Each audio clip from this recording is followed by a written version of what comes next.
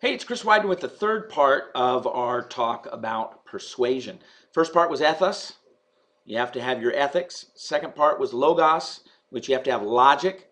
If you want to persuade people, you have to be an ethical person. You have to be a logical person. The third part is pathos, or pathos, depends on how you pronounce it. But that's where we get the word passion, or you talk about having empathy, the feeling part.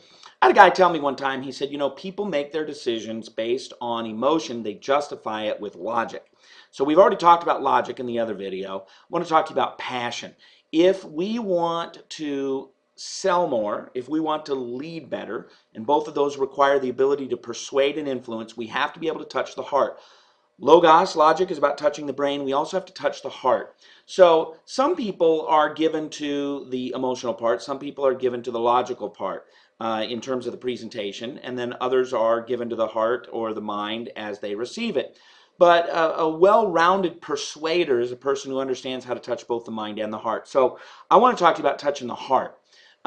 You have to make sure that you personally are passionate about it, that you're fired up about it, that you're connecting with them, that they see that you're passionate about it. Remember, I interviewed one of my mentors, Zig Ziglar, once, and I said, if you were just given a couple minutes left in your life and you were going to go talk to salespeople one last time, what would you tell them? He said, I would tell them to find a product or service that they love and then go tell other people about it and go sell it. And I love how he put that, because we have to love it. We have to feel it. We have to let that then come across as we're selling something. I mean, if you're just boring, even if you're making a lot of sense, I think this makes the most sense if we do that. If you're boring, if you're dry, if you don't have some life and some vigor to it, it's not going to sell well, whether you're selling an idea or a product or service. So what I want to challenge you to think about is to just start thinking about whether or not you're passionate about what you're selling.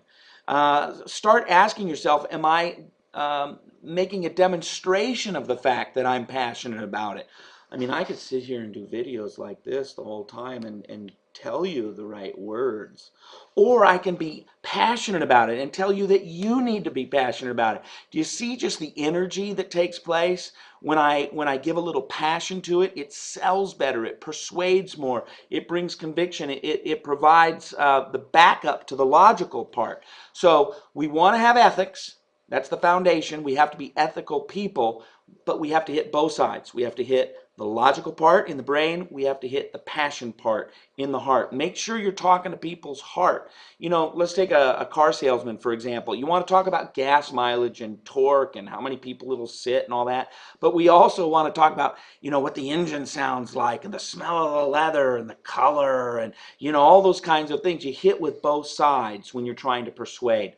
And again, that's whether you're selling something or you're talking about leadership. Make sure that when you're trying to persuade people, when you try to have influence, changing other people's thoughts, beliefs, and actions, starts with ethics.